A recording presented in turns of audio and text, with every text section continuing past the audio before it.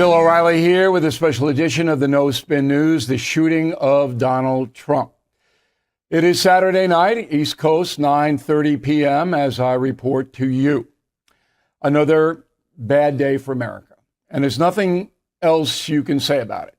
This is a situation that has happened before in our history. Everybody knows that. Very similar, by the way, to what happened to Teddy Roosevelt in 1912. When he was giving a speech and somebody walked up and shot him in the chest. The speech paperwork was inside his jacket, saved his life. And Teddy went on and completed the speech.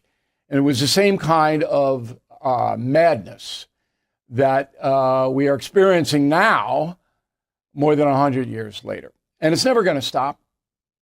So when you hear people in the subsequent days say, oh, this or that, or rifle this or gun that, it's never going to stop. Haters are haters. They'll find a way to commit violence. And the government can't control it. And that's the truth. Now, the logistics of it all, as we are in airtime, it's the would-be assassin has been shot to death by the Secret Service. He was outside the perimeter of the rally. He was on a building. And apparently some people saw him climb up to the top of that building with a rifle and tried to get the attention of police, but were unsuccessful. That will all be investigated in subsequent days, as will who the guy was and whether he had any help. And it'll be fascinating to find out who the would-be assassin actually was and if there was anyone else involved. Secret Service did what it could do. I do believe that there's going to be scrutiny on the service for not making sure that the buildings surrounding the site were clean. But again, that's not vital tonight. All of those things will reveal themselves. What is important is a reaction of Donald Trump, President Biden, President Obama, and the American people. So we'll start with Mr. Trump. And you saw it, the blood on his ear, a couple of inches from death, headshot. He said from the hospital on Truth Social, quote, I want to thank the United States Secret Service and all law enforcement for their rapid response on the shooting that just took place in Butler, Pennsylvania. Most importantly, I want to extend my condolences to the family of the person at the rally who was killed, and also to the family of another person that was badly injured. It's incredible that such an act can take place in our country. Nothing is known at this time about the shooter, who is now dead. I was shot with a bullet that pierced the upper part of my right ear. I knew immediately that something was wrong in that I heard a whizzing sound, shots, and immediately felt the bullet ripping through the skin. Much bleeding took place, so I realized then what was happening. God bless America. A factual statement. All right, no rancor. I believe that Donald Trump, as anybody would be, is angry and very, very sad. And there may be another wounded civilian as well. We're trying to get the details on that.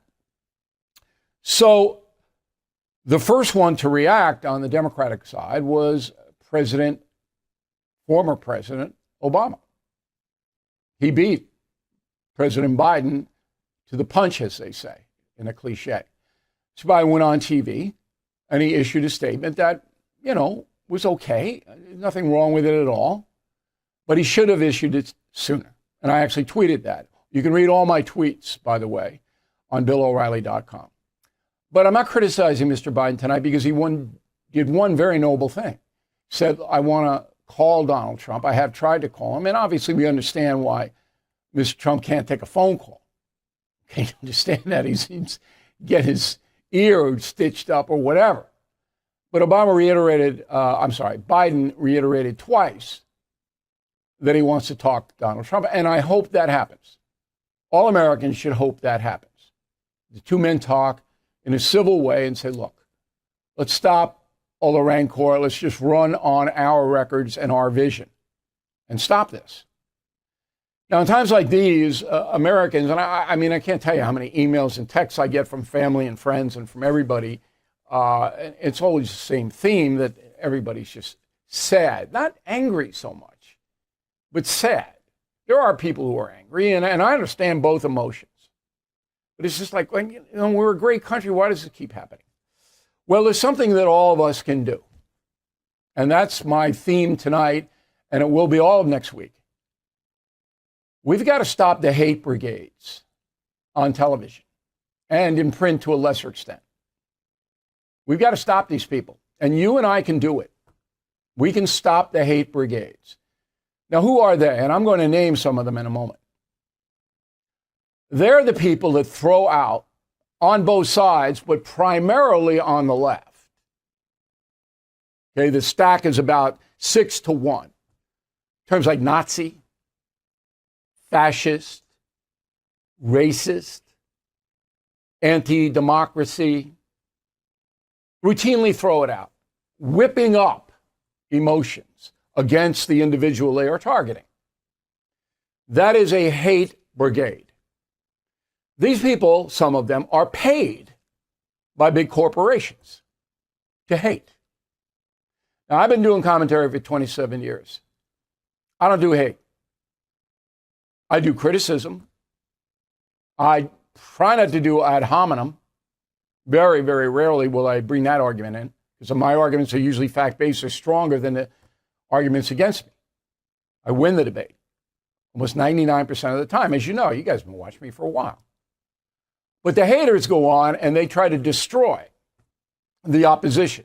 All the MAGA people are idiots. All right? They're beneath contempt. If you like Trump, I'm not talking to you. You can't work in Hollywood if you like Trump. These are the haters. Okay, so let's get specific. MSNBC is the most hateful network in the history of the United States. It is run by Comcast, NBC News. Comcast is a very profitable corporation out of Philadelphia. Its CEO is a guy named Brian Roberts, who I hear is a decent man.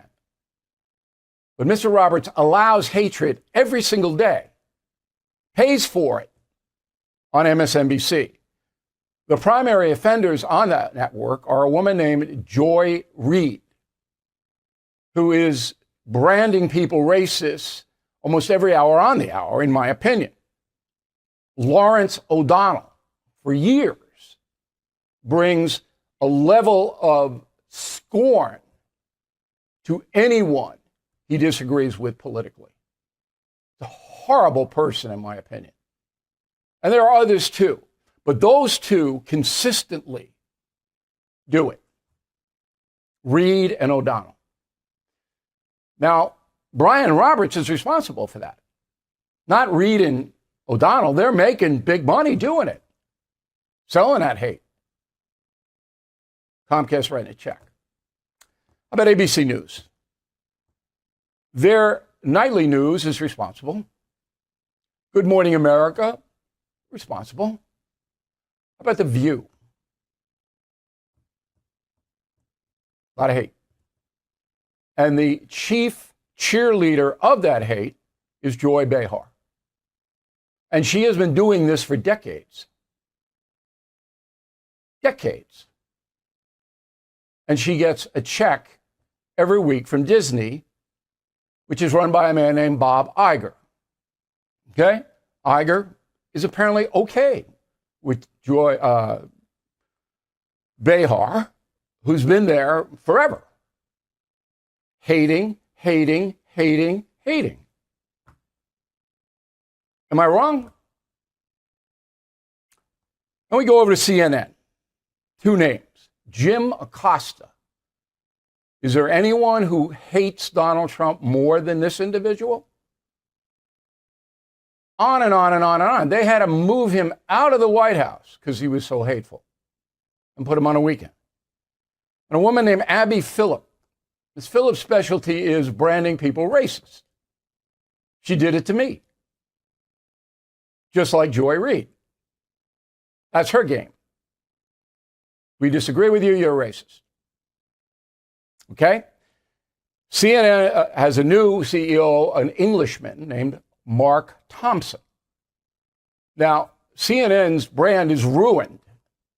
Okay, Mr. Thompson's not in there to save it. He just laid off 100 more people. They're not coming back. And the reason they're coming back is because they can't out-hate MSNBC. So the far-left loons who want this stuff, they go to MSNBC because MSNBC is more hateful than CNN. So CNN's left with no one. And that's why I've never seen lower numbers.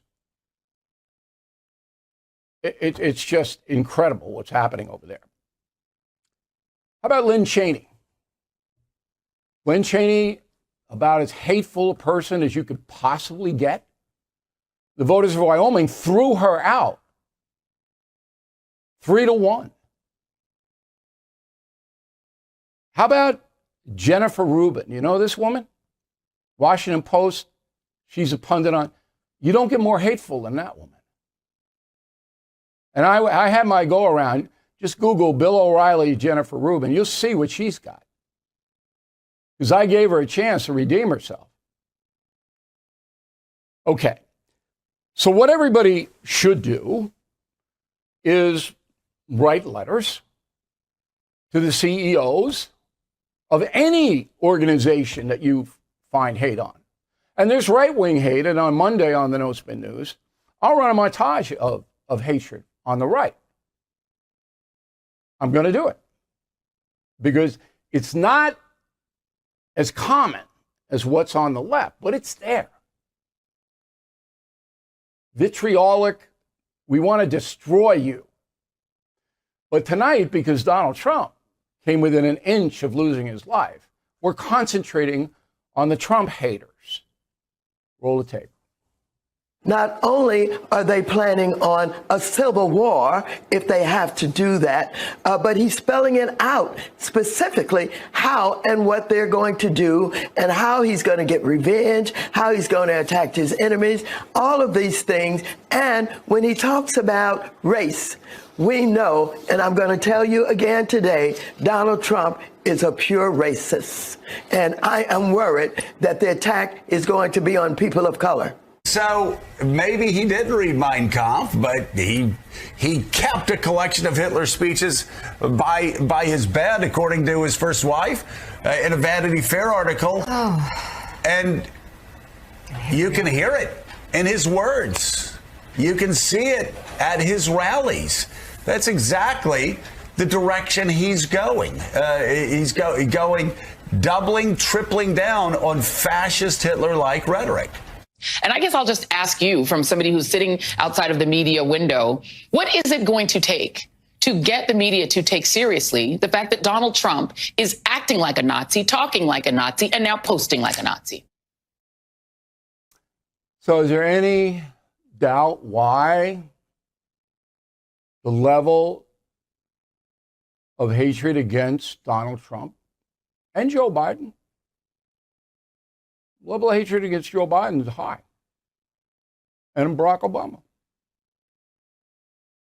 But with Trump, it's on steroids. Another cliche, but it is. Day in and day out and day in and day out, those people. I've known Trump. I wrote a book on him, The United States of Trump. I've known him for 35 years. He's not a Nazi. He's not a racist. His 4 years in office did more economic good for Black Americans than any president in our lifetime. And that includes Lyndon Johnson, with real wages going up for African Americans. I mean, because I know so much, because I know most of these people, and I'm not in the business to put them out of business. I'm not saying pull them off the air.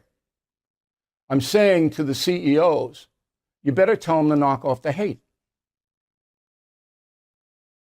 I'm not organizing a boycott. I'm not doing any of that. I'm reporting the truth to you on why this happens. Once the level of hate, and you can see it in history, you can see it. Violence follows hatred. And we have now in our country Comcast, Disney, CNN, and many others paying for hatred. Come on. You can oppose Donald Trump just on facts. You don't need to call him a racist or a Nazi. You don't need to say that stuff, that he's going to put everybody in jail and be a dictator and all that. Kamala Harris, the other day, oh, he says he's going to be a dictator on day one. This is Kamala Harris, the vice president. That's not what he said, lady. Okay? He said he's going to be a dictator in taking out the executive orders that Joe Biden signed that Trump believes are harming the American people. And he has a perfect constitutional right to do that, Kamala Harris, even though you don't know what the Constitution says. Now, I'm not being hateful toward Kamala Harris. I'm stating a fact. Kamala Harris is going to publicly say that Trump wants to be a dictator on day one. She either doesn't understand or doesn't care about why Trump said what he said, or is too dumb to know what the situation really is. That's it. There's no other ground. Now, I'm going to opt for doesn't care. He doesn't care what she says. So anyway, something good may come out of this. I'm going to wrap it up. Something good might come out of this. The hate brigade has to go. And millions of American people are going to have to mobilize against the corporations that are paying for the hatred. It's as simple as that. And I'm going to lead it. I'm leading it. I'm going to lead the brigades. All right? The good brigades against the hate brigades.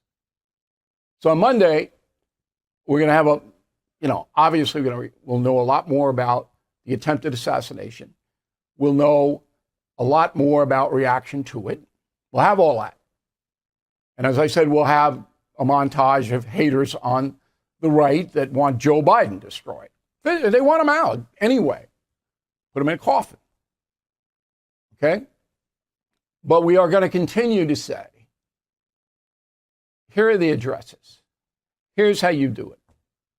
I'm going to give you all that information. You can easily get it on the internet.